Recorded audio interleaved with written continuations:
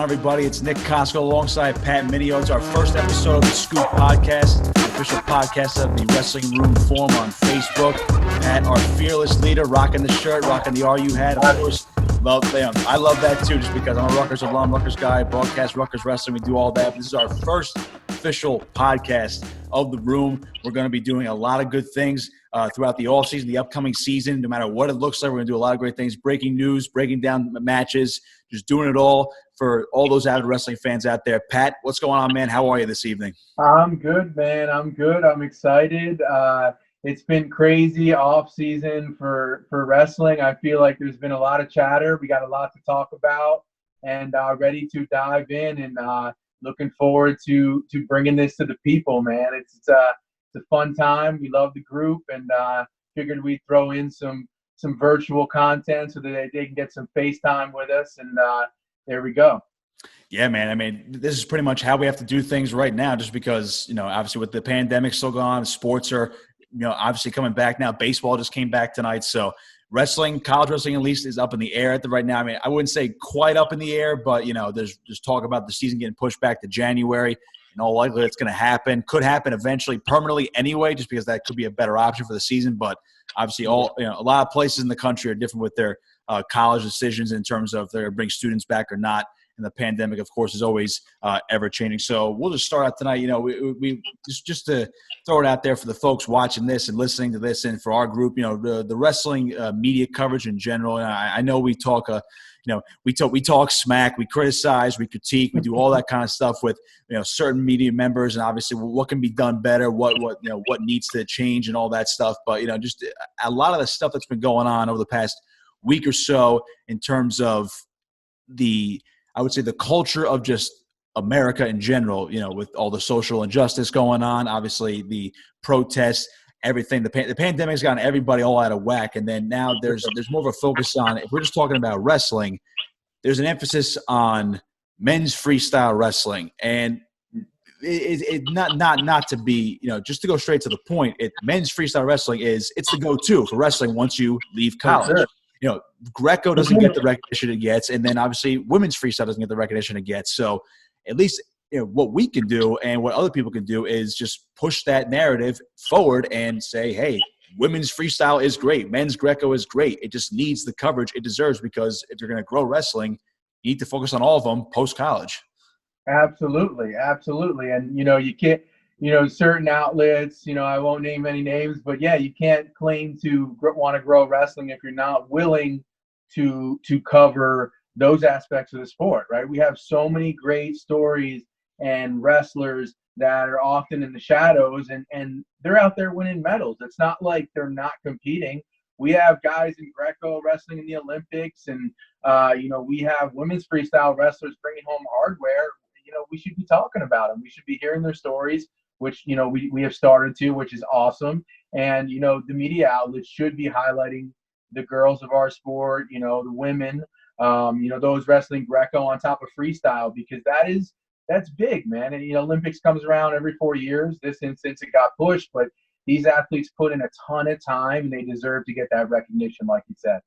And when you talk about women's wrestling in general, it's a really fast-growing sport throughout the country. I know wrestling has its hotbeds where, you talk about the Northeast, talk about Jersey, Pennsylvania, New York, Virginia, Ohio, Iowa. Then you move out west a little bit, California, Pacific Northwest. And then you go down south a little bit, the Texases, the Floridas, the Louisianas of the world, states like that. Wrestling is not as big, but at least in terms of college. But when you talk about what these states are doing now in terms of wrestling growing, women's wrestling is catching on fast. I mean, New Jersey, for instance, was the first state to have its own girls' individual state tournament. Now you see girls wrestling popping up in a lot of different pockets throughout the country as well. Then, you see more college programs now adapting women's college wrestling. For all we know, within the next 2, 3, maybe even 4 years, however long it takes, I bet you there's going to be a Division I program in a major conference, perhaps the Big Ten, that adapts women's wrestling. And not there's any insight to this, but we'll use our favorite school, Rutgers, for example.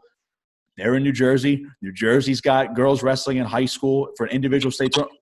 Blown up. Rutgers be the first one to have a Division I women's wrestling team. All of a sudden, the Big Ten adapts that, and now you're on a national stage if that happens. Absolutely. And like you said, New Jersey really, in the Northeast at least, set the tone with, the region and the state tournament, bringing those girls to Atlantic City to showcase their skills and having the state tournament. And now PA, it took a little longer, but they're starting to catch on, add some programs. They're a little behind, but, they're starting to catch on. But what they're doing in New Jersey there, and you see wrestlers like Chloe Ayers, right? Princeton coach Chris Ayers' daughter, and what his wife is doing to promote girls wrestling in New Jersey, that whole family. Princeton itself has a female on the Division I wrestling team that could, she practices with them and she competes, which is awesome. So New Jersey and, women's wrestling, they're really working together to showcase that. And you see other states, like you said, Cali has been doing it. They've been doing it for a long time, kind of set the tone. There's some, killer girls out in Cali. And I hope that it continues to catch on and catch fire. And I would hope the big media outlets, start to cover that, right? They need the coverage to catch fire, right? We can't just say, they don't bring in the money, whatever the excuses may be. We need to help cover these women and these girls of our sport so that they can bring in the money or whatever they want to say about that. We want to see, there's obviously a ton of fans who want to see the women highlighted, as you're seeing, whether it's on social media. People want to see this stuff. So the excuses will eventually run out. We got to start covering the women of our sport, Greco-Roman wrestlers, just the different niches in wrestling if we want it to grow. Otherwise, we can't complain that, wrestling isn't big if we're not willing to cover all aspects of it, Nick. Right. I mean, wrestling is that niche sport. And as you mentioned, you have to grow each niche within the niche sport to make it a more, I shouldn't say global, but more mainstream sport compared to, you look at just using Division I as an example, where if you're just talking about men's, because there's only men's wrestling at a large level in Division I wrestling, but you compare that against, particularly in the Big Ten. Big Ten is the conference for wrestling, right? So you look at the Big Ten, it's football, it's basketball, and then you go wrestling. Then you kind of throw everything else in there, and you can pick or choose whatever is bigger than whatever other sport. But at least for the Big Ten, it's football, basketball. Then you go to the Olympic sports, and then I would say wrestling is at the top because of the quality. We look at other major conferences like the Pac-12. It's football, it's basketball. They have swimming is huge in the Pac-12. It's out west. Baseball is big out there as well. We look at Pac-12 wrestling. There's quality programs, but they don't. The whole conference doesn't fill out wrestling. The Big 12, the whole conference doesn't fill out wrestling. You look at a team like I'm just going to throw them out here. Missouri used to be in the Big 12. They're in the SEC. They're in the MAC for wrestling. That just seems so weird. And you're talking about the SEC. I'll use the SEC as an example because they're huge, obviously, with football. They have some great basketball programs, and they're big for baseball as well. We look at the SEC, just looking at a hotbed of wrestling where it just needs to grow in general, not just women's, but in general. That whole SEC area, because we know Florida high school wrestling is big.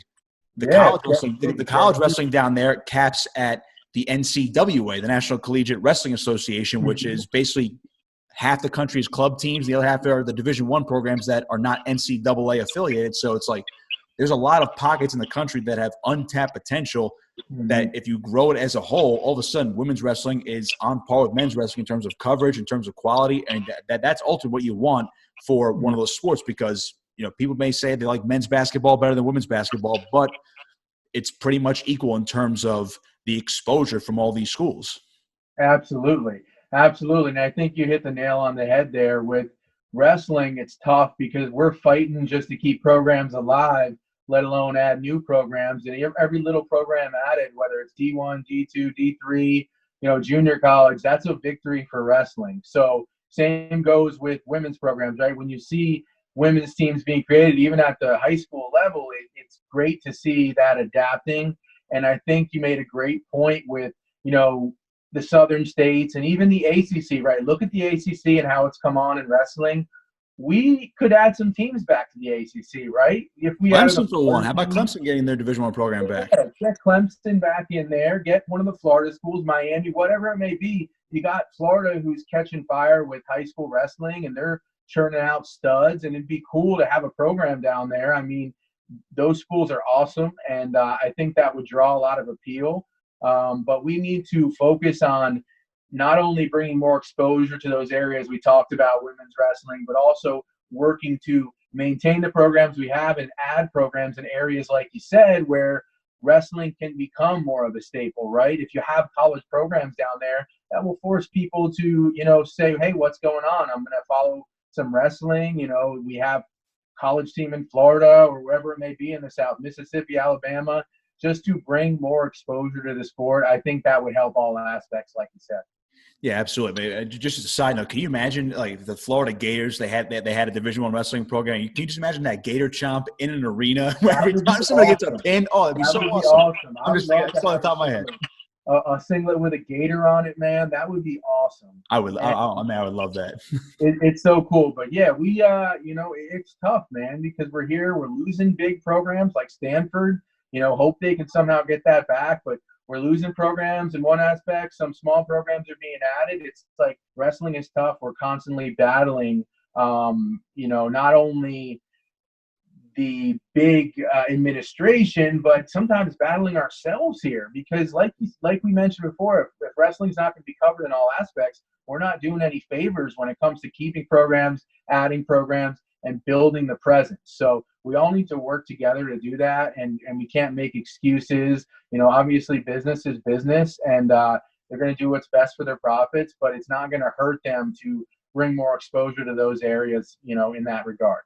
And speaking of business, another one of those big topics that we've been talking about over the past week, Jordan Burroughs, arguably one of the greatest American wrestlers to ever grace the mat. So he is moving from Nebraska to the Pennsylvania Regional Training Center by next year. Correct me if I'm wrong. And that's where he'll be ultimately training for his, looks like, final Olympic run in Tokyo, which obviously was supposed to be this year, but now it's going to be in 2021, the Tokyo Olympics. So that's where he's moving. I mean, what was your first reaction when you heard that he was leaving? Where he's been in Nebraska for, I don't even know, over a decade at this point, from college to training. He trained to win his gold medal back in 2012, and now he's changing regional training centers. Basically, now 9 years since his last gold medal at the Olympics. Yeah, and with Jordan, like you said, Nebraska has become like a home to him. You see it. What he's done with those guys, Manny Snyder out there, and that has become like a home to him. But there's really no place like home. South Jersey, that's where you're at. So Philly, close to home, his roots, where he grew up. I'm sure he has family still back there. And it had been mentioned, I think a couple of years ago in an interview, he said, I hope to someday move back that area. And everyone was kind of like, but where? And now all these RTCs are popping up and blowing up. And, what Brandon Slay is doing at Pennsylvania Regional Training Center is amazing. They're really catching fire right now. You got Mark Hall coming in, McFadden. You got obviously JB now. I'm sure they'll sign some other big names. But at first I was, kind of surprised because of, Nebraska. You figure he's going to end his career, per se, just in Nebraska with Nebraska. But you see a lot of big moves, right? You see Snyder moving to Nittany Lion Wrestling Club, Gilman. People are making changes late in their career to try and make that last push and surge, and I can't blame them. Burroughs, can't blame him for wanting to be back home. I think it'll be a big change, but who knows? Maybe it'll ignite him, and we'll get that another gold that we all know he's capable of. I think it was a cool move, and got to respect it coming home to Jersey. And he left on his terms and gave great respect to the coaches at Nebraska. But it's good to be home for him, I'm sure, soon, right? We got another year or so, and he'll be going, I think, September after the Olympics to officially start training there. Yeah, it's amazing when you think about it. You just mentioned ignite that fire in him to bring back, the type of wrestling he had when he won the gold medal, which is now 8 years ago. Because we saw him in the 2016. It was a little bit of a disappointing performance because he didn't medal, and we're thinking he's probably going to repeat most likely. And then he falls in an early round. Then I believe he lost in the bronze medal match, or he might have lost before that. He did lose before that. It was very surprising, and it was tough to watch because he is such a big part of our sport, and we were all gunning for him to get that gold. But it just goes to show with senior level wrestling, whether it's Greco, freestyle, women's, it's very unpredictable. You have people training around the world to beat you for years, for 4 years. every year they're gunning for you. And it's a different style, in folk style and NCAA. A lot of times we can, say, hey, this guy might repeat, he'll probably repeat. But with international style, when people say, oh, like it's a lot, even David Taylor, right? Someone said the other day in the forum, oh, he's head and shoulders above everyone in the world at 86 kilograms. I think he's going to win Olympic gold, but to say that, man, you're underestimating the world, and we don't. You don't know how these guys are training, across the world. The guys in Dagestan training, running up the mountains, getting ready, and all they want to do is beat Americans. So, I mean, Jordan, a lot of people said he's done after that, and guess what? He wasn't. He bounced back, and he won world medals after that, and he's still here. So he's proved a lot of people wrong and fought through that adversity, and I think it's cool that he's going to change it up this late in his career.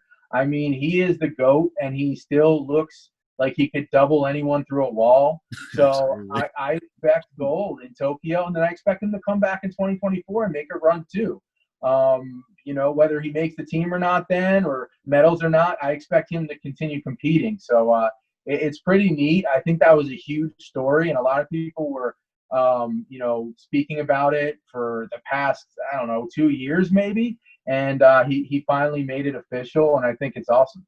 Yeah, that would be cool to see him even if he doesn't win gold next year, but if he manages to medal or put in at least a good performance, but he still has enough in the tank where he can train for another 3. And again, it'd be a short window. It'd be 3 years before the 2024 Olympics, unless they decide to say, you know what, we're going to keep the 4-year gap and make it 2025. But either way, if he shows up a good performance in next year's Olympics, I wouldn't be shocked either if he says, I'm going to at least try to go for one last appearance, if not medal, in 24 or 25, however they're going to end up scheduling it. So I think that was one of the biggest stories that we've seen the past couple of weeks, knowing that a big name like that switching regional training centers. We know how regional training centers have been beefing up, losing guys, not trading guys, but like it's almost like free agency where you're trying to sign all these hot new international prospects. It's nuts. So I mean, we can't. So we'll go down a level now here, where we'll go to collegiate wrestling, because obviously that's the big talk of our wrestling room forum is college wrestling, Division I. I mean, we'll talk Division II and Division III as well, but Division I, everyone's all on it. Everyone's talking about the Penn States, the out west, down the coast, in the Midwest, everywhere. Collegiate wrestling is our bread and butter, and yet we might not have, in all likelihood, probably won't have an on-time start to the season here for the 2020-21 season. Expected to start November. That's as of now, but we know the Big Ten is going to a conference-only schedule for all sports, and it's likely to stay that way for the winter sports. Wrestling, I don't know if they'll get an exception, but they could conceivably do, we'll do the conference-only schedule. They could conceivably schedule local teams to do maybe quad meets or tri meets on a Saturday. Back at a couple matches, but like high school. Oh yeah, like high school. So my big thing about the college wrestling season coming up, I mean, as long as it happens, everyone's going to be happy, and then we'll try to make up for missing nationals back in March. But it's going to be very, very weird this year because there could be no fans in certain arenas. There could be limited capacity, so maybe those home mat advantages are going to be going away a little bit, and then you're going to see, maybe if you see conference-only wrestling, the Big Ten, I think, is going to beat each other. It's going to be like a pre-Big Ten tournament before the Big Ten tournament this coming season. Yeah, that'll be rough, man. The Big Ten only schedule for those guys, because the Big Ten is such a meat grinder. And I think you nailed it. With the wrestling season, unfortunately, realistic expectations, earliest start, January. I had heard about a possible 9-week season. Who knows with everything that's going on? Wrestling classified as, obviously, it's such a contact sport. You're on the mat, you're sweating, similar to football. We're put in the highest risk category, even though it's one guy out there versus another guy, unfortunately. But with everything going on, they're taking those measures. Hope we have a season. Best case scenario, I'm thinking a January start, a short season. But, man, to end it how it did last season with no NCAAs, it's like a cliffhanger. Everyone's just kind of still bummed. I can't imagine the wrestlers, guys who were going for a title, and you put in the work all year long just to have it end like that. And it was clear folks in other sports and other areas of life didn't really understand it. They're like, hey, you guys got 99% of your season. Well, in wrestling, it's the 1% that actually matters. Of course, it's that last 3 days in March. They always say the last 3 days in March. Yeah. That's all they And talk it's about. a meat grinder. So, yeah, man, I hope this season happens. We can only just pray that things get better and continue to get better, and that we have a season, and that these guys can get back out on the mat. I can't imagine, losing NCAAs last year and losing the whole season this year. It's changing kids' careers, trajectory. It's changing programs. We're seeing programs being dropped due to all this craziness. It's going to be a long road ahead, but I think this is where we have to come together regardless what happens, and continue doing stuff like this where we keep the buzz, we keep the hype, keep everyone engaged and involved, and focus on the right things to grow the sport. Yeah, without a doubt. I mean, whatever the college wrestling season looks like, and like you said, in all likelihood, it's probably going to start in January, go to March. Maybe they'll push it back just a little bit, just so they have that full 9 or 10 weeks. Yeah. But I mean, for all we know, this could be a permanent move for future years where they go maybe January to April, and then they just push the season back a month and a half, and then they take up all the winter after December, and then they bleed into the spring a little bit, when baseball really starts to start getting underway for all these colleges and other sports like that, like lacrosse and softball, just to name a few. So, we mentioned weird wrestling seasons, and at least in our little area, New Jersey is going to be – I know you're in Pennsylvania now, but at least New Jersey, it's going to be – Jersey at heart. Oh, yeah. I mean, it's gonna be very weird, because you saw Governor Murphy of New Jersey. He said that high-risk sports, and it doesn't include high school, because the NJSIAA, the organization that runs high school sports in New Jersey, they are an independent organization. So they ultimately make the decisions on how and when the high school sports resume. So Murphy said, okay, high-risk sports can resume full contact practice. So basically that means youth, college, pro, but not high school in the middle because of the NJSIAA. So I put something out on social media, on Twitter the other day, at least for football, because football, at least from the NJSIAA's perspective, was said to be pushed back. First week of the regular season was going to be first week in October. Now, if you can resume now on normal time, why not at least start practicing for all these fall sports? And then if you have a season, great, you're on time. If you don't have a season, then at least you got summer practices, you know what I mean? Yeah. So what I put out just as like kind of half a joke was, for wrestling, I mean, you don't know what's going to happen in the winter, because New Jersey, the way it is, it's been going up and down in these waves. If you're wrestling in high school in New Jersey, why not start practicing outside right now if possible? I mean, it could be off-season stuff. You really can't go inside for these gyms are still closed in Jersey, but I mean, you can have quote-unquote unofficial practices in New Jersey. Maybe just throw it under like a tent or something, throw a mat down, put a tent out, and start rolling. And then I made that joke where I said, how about in the winter, if you still can't go inside, why not just throw a mat outside in the parking lot, put some like turf around it, and then put some heat lamps in the corners to make sure the mat's heated up, warm up, full gear, warm up, and then go out there and wrestle. Why not? Some people are like, it's too hot. It's 100 degrees, in the summer here. It's like, have you ever been in a practice room? Yeah, practice room is 100 degrees, and it also smells too when you're bumping into guys. So at least you get some fresh air outside, right? But yeah, man, that reminded me, when I was younger, I used to go to a camp called Athletes in Action in Long Beach Island, New Jersey, a wrestling camp. It was in the middle of the summer, and we had great clinicians, Olympic gold medalist John Peterson, some other great guys there. And we would put the mats on the bay, and like they would allow us to like wrestle on the mats floating on the bay in Long Beach Island. It was awesome. But that reminded me of it. Probably can't practice out there, but we would be throwing crabs up on the mat, and like I'm sure there's some people who will see this will remember that. But that reminded me of those times. I was probably like 8, 9, 10, 11. But we would go outside, and we would scrap outside and have fun, and whatever it takes, man. I mean, we've at least seen college wrestling do the outside stuff. In Iowa, really set the bar with, using Kinnick Stadium and having almost 40,000 people for the Iowa-Oklahoma State duel about 4 or 5 years ago. Then that was great. Yeah, then obviously Rutgers did it 2 years in a row, one against Princeton, one against Maryland. And I broadcasted both of them when I was still in college at Rutgers just a couple of years ago. I had, you look at that Princeton match, and I think back to that one. That was I mean, I was broadcasting, but again, my wrestling background stems from middle school, high school, and then club wrestling at Rutgers, not Division I. Because I mean, again, we're not talking about me being that quality is like in another universe. But but when I got to broadcast that match, I'm thinking outside wrestling. I mean, this should be a staple. I mean, again, I know wrestling's a gym sport. It's inside. It's in the arena. You need to be on top of everybody. But showcasing wrestling outside, just that grows the sport. Because you go back to that Rutgers-Princeton match a couple of years ago. It was awesome. There were 16,000 people in the Rutgers football stadium. It was a blast, man. And then it was like a doubleheader. Rutgers played Penn State, I believe, that night in football. They did.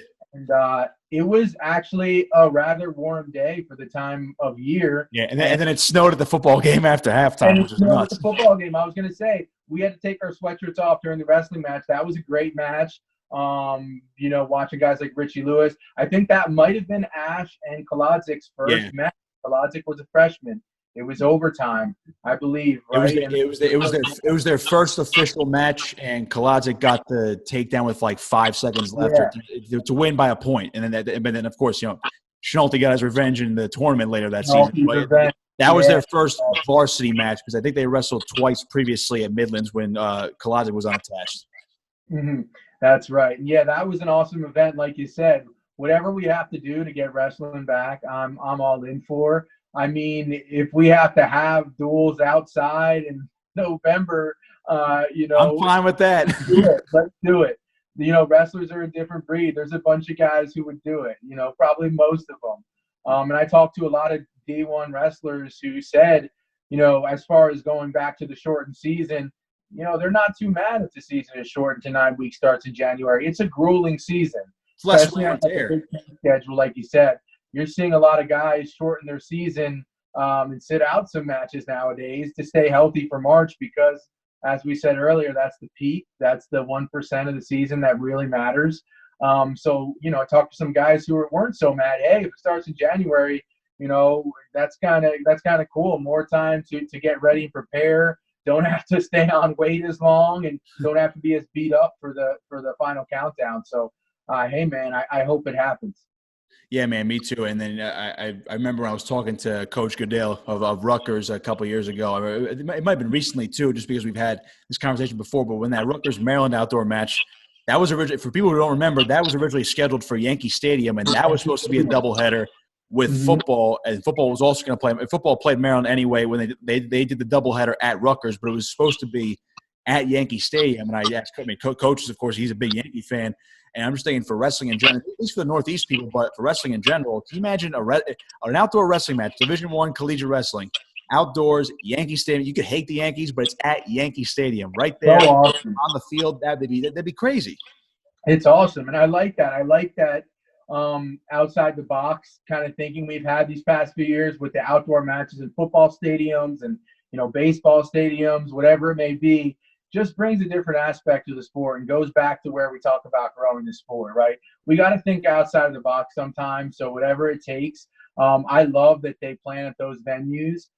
It's cool, and it brings in kind of a different crowd. Some people who may not have gone to a wrestling match, might show up and say, this is cool. This is the unique once-in-a-lifetime event. Let me go, like you said, like it was supposed to be Yankee Stadium. Let me go to Yankee Stadium and see them grapple. That's good stuff.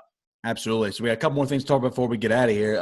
This news kind of just dropped before we got on tonight about it. Of course, you saw it right here in the room in our forum on Facebook. Patrick Bruckey is reportedly considering transferring out of Princeton. So I'll go to you on that. What have you been hearing about the Patrick Bruckey situation at Princeton? Yeah, and Pat Bruckey, he's a beast. He's an animal. We've all seen him, his last official NCAA appearance, grabbed a fourth, and he looked awesome. Was battling some injuries. I know the original plan was to possibly gray shirt this year, was looking to get over that injury, so I don't think he was going to be competing this year. But that was a surprise to a lot of people, right? We're seeing a lot of that. We're seeing a lot of portal surprises recently. He jumped in the portal. A lot of it probably has to do with, obviously he's going to be getting his degree from Princeton, maybe going to a graduate program at another school after that to use his final year of eligibility. And we've been seeing this a lot, right? You see Seabass get the degree from Northwestern. amazing school, and now he's at RU, and we like that. Absolutely.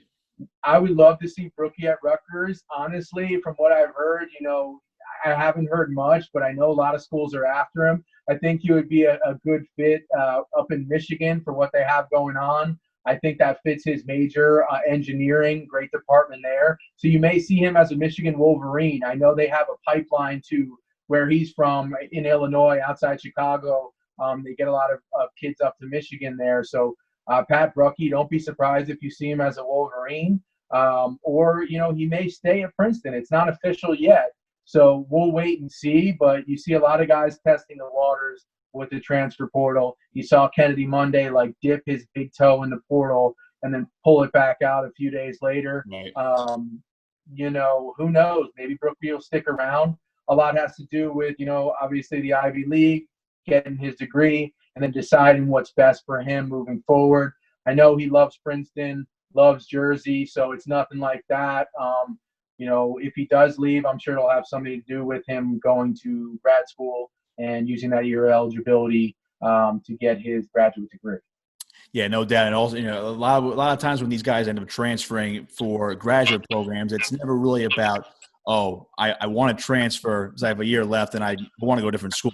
It's not always that case, because if they have the right things for him for a graduate program at Princeton, if he's able to do that, then he potentially could stay for a year, as you said. You mentioned Michigan. If that's where he finds his plans fit for his education, then I'm sure Michigan would take him right away. I'm sure there's a lot of programs that can probably offer the graduate program he potentially wants. If this is the path he's going to take, then I'm sure there's numerous schools throughout the country that are going to want to take him. Plus, you mentioned the Ivy League thing, and just real quick, we know the Ivy League for football this year in fall sports. They're getting moved. Football is getting moved to the spring for the Ivy League. Ivy League is acting independently again. Here we go. They're going to the spring for football. So wrestling hasn't been touched yet. Winter sports haven't been touched, but you never know. Maybe the Ivy League says we shut them down and move. Does the Ivy League have a full winter season that's just between the Ivy League? I mean, can you imagine Ivy League wrestling just against each other in the spring when it's not happening during wrestling season? But then, winter sports are weird. They kind of overlap when spring sports starts. So, and if wrestling is delayed anyway as a whole, then maybe wrestling doesn't get touched in terms of the Ivy League perspective. Yeah, and the Ivy League, like you said, they kind of act independently. Much respect to those schools, the best academic schools in the country. Of course. But they act independently, and they make their decisions. And I think part of it is with this whole pandemic, right? Students are stuck at home. A lot of guys are taking virtual classes and kind of banging them out and getting those credits under their belt. And perhaps a case of where he's looking to graduate as soon as possible to get that Princeton degree. Who wouldn't? Once you get that Princeton degree in your hand, opens up a lot of opportunities. In my opinion, the best academic school in the U.S., if not the world. Now, once he gets that, who knows where he goes. But the Ivy League, man, like you said, a lot of different aspects from admission to how they operate. Obviously, we don't see the traditional, they can't redshirt. So it's a different scene, and this whole pandemic is shaking things up across the Ivy League, the whole NCAA, and we kind of don't know what's next. But wherever Brookie goes, he'll be a beast. He'll succeed. We'll see him on that podium again. I hope he sticks around in Jersey, man. Yeah, that'd be great. All right, so last thing here before we wrap up our first episode, we'll look ahead to and we will drop the name here just because that's what the card is. But the Flow Wrestling's having that freestyle card on Saturday, 2 days from now already. I can't believe it's here already. It is a stacked card. I'll give him that. It is. And it's highlighted by Kyle Dake and Frank Chamizo. It's a big time international match. At least I believe it's at 79 kilograms, which Chamizo is bumping up for. Which is insane to me. A lot of pizza. Yeah. So they highlight it. Obviously, we at least in our group, we all know what happened with the Pat Downey situation. He was supposed to wrestle David Taylor. Obviously, he went a little off the rails on Twitter. It seemed like so he ended up being removed from the card, and he was in the NJRTC as well. So he was replaced by Miles Martin, former national champ, 4-time All-American from Ohio State. Awesome. We're getting another Penn State-Ohio State matchup that he's going to wrestle David Taylor. So this will be a massive of an opportunity here for Miles Martin. Other matches, we have Jack Mueller going up against I'm missing the name now. Roman Bravo Young. He's going to wrestle him. RBY. And then we see Darian Caldwell coming back from he's fighting in Bellator, but he's going to wrestle and he's going to take on Luke. I can't believe that. I'm Crazy. so excited for that. I have to give Flo credit for pulling Caldwell back in for a match. And I don't give them credit often, so make sure you guys write that down. There were some women on the card. Unfortunately, there's not. We've talked about that, but bringing DC back, I grew up, wrestled same time. We're a year apart, same county. Our towns bordered each other, Scotch Plains, New Jersey, Rahway, New Jersey. Got to see this kid on the mat since he was like 12, and he's been dynamite ever since. He's brought that fire to Bellator, but that dude's been cradling, spladling, and headlocking people to oblivion since like elementary school. So it's awesome. We all saw what he did in the NCAA, in high school in Jersey. He is just a one-of-a-kind athlete and competitor. And him coming in, I feel bad for Luke Fletcher. I mean, let's be honest. Fletcher is solid. He's solid, and many people might say, well, Caldwell's been out of wrestling for however long. It does not matter. Caldwell's the type of athlete who could probably throw a 75-yard touchdown still. He was an all-state quarterback. Yeah, absolutely. That guy, he's dynamite, and like I said, Fletcher, he's awesome too. It's cool to see him get the job at Pitt. He's going to be out there, training out there, and it's cool that they got this kind of unique matchup. You got Fletcher, short and stocky, Caldwell, who's just all over the place and can hit you with, a headlock, like I said, cradle from wherever. But it might be pretty hard to cradle Luke Fletcher. He's kind of like a short ball. He is very stocky. Yeah. And we know that as well. I mean, we also feel bad for our Rutgers guy, Anthony Ashnall, who was supposed to wrestle Luke Fletcher in this card, but he obviously had to pull out with a minor injury, nothing crazy. He just didn't want to risk anything moving forward. Absolutely. So, you don't want to risk we wish our boy the best, and obviously another Rutgers guy, Sammy Alvarez, he has a big challenge. He's got Vito Arujau, the Cornell All-American, but he did not wrestle last year because he took an Olympic red shirt. But Sammy got right back on Twitter, and he said, I'm going to tech Vito. That's fascinating to me. But I'll tell you what. I mean, he's definitely not the favorite of the match, even though we love Sammy. But that's the first match of the card, and I think Sammy against Vito is going to be very, very intriguing.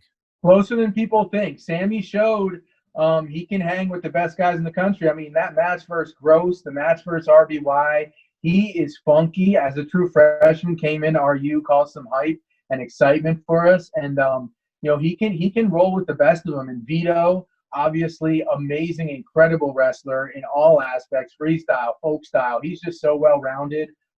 It's going to be a fun match because they both love to scramble, both exciting wrestlers. So I expect a lot of points to be scored. That's going to be one to watch. And then, obviously, like you said earlier, with Ashnault, we wish him the best on recovering. You can't blame him for pulling out a year like this. And then Dakin Camiso, that is like – they're going at it on Twitter. It's hilarious. Dake's talking about, like, rubbing dirt on your face, like licking trees and, like, putting, like, onions under your pillow. I don't know what he was talking about, but protect your body at all costs. He seems like he's going off the reservation. So quickly before we get out of here, let's get our picks in for those 5 matches. So I'm gonna go with Dake. I will go with Taylor. I mean, they're obviously the 2 favorites. In terms of Miller and RBY, I might have to go RBY here just because, I mean, I know they're all freestyle, but the way RBY scrambles might play it to an advantage here in freestyle, or it could be a detriment here because he could get his back exposed. You never know. But I'm going to pick RBY on the fly here. I will pick I got to go Darian Caldwell. I would love to see Fletcher beat him, which would be crazy. But I think Caldwell's going to win, and then I'm going to go. Unfortunately, not our boy Sammy, but I would love to see Sammy win, of course. But I think Vito's going to ultimately win in the end as well. Got it. Yeah, I'll go reverse. I'll go back. I got Sammy. Got to go with the RU guy. It's our boy. I'll be repping. Don't worry. Wouldn't be surprised, if Vito did beat him. But that's an awesome match. And then, of course, as far as RBY and Mueller, I got RBY. He's slick. Mueller's a great competitor, but I think RBY's getting better and better every day. He's hungry, and how could you not get better in the Penn State room? That is a ridiculous room. So I'll go RBY. I'm coming up the ladder here. I'm going to go Taylor over Miles Martin, but I think Miles is a great competitor to bring in. A lot of respect for what he's doing. I'm going to go, obviously, Dake over Camiso. I think he's too big and just too in tune and focused. And Camiso is going to come in, and he's been training in the U.S., Camiso. He goes to New York Regional Training Center, so he's kind of like Americanized now. But Dake's going to take it to He's him. got that American style. Yeah. Camiso trains at like Columbia and at New York Regional Training Center. It's crazy. He's like been in America more than he's been back in Italy. But we'll go Dake. Dake's going to Dake bomb him. He's going to rub dirt all over him. He's going to just bring him out of his bio. Whatever he says he's going to do. And then I'm going to go with my boy DC, Darion Caldwell. I don't know how he's going to cradle that big neck and core of Fletcher, but he's going to, or he's going to headlock him, and he's going to let it all loose. It's so cool to see him come back from Bellator and do this. Much respect to him. I'll go DC, so that covers it. And I'm looking forward to the event, man. Flo put together a nice card. Got to give him props for that. Next time around, let's get some females on the card. Yeah, we can always stack it up. I mean, I mentioned before in our forum just that, it's kind of like an MMA card. And if you do this more often, it's a good, if there's especially in a year like this, if there's nothing going on, you're able to pull something off like this. Why not put together a loaded event just to get all the eyeballs on it? Because usually in the off season, there's high school off season tournaments. There's college guys will wrestle in these freestyle tournaments for the Team USA or the cadets, juniors, wherever they want to do, and they'll just do. In Wildwood they have and I forget what it's called. They have a Wildwood tournament every year down in June, and that's for every More at the shore, right? More at the shore, that's right. I mean, all this stuff, but if you have eyes on just one event here, I think it's going to be big. So, all right, those are our picks. That's going to do it for our first episode of The Scoop with Nick Kosko and Pat Mineo. He is Pat Mineo. I am Nick Kosko. We'll see you next time, and you can catch us right here in the wrestling room. This is The Scoop. Yes, Scoop.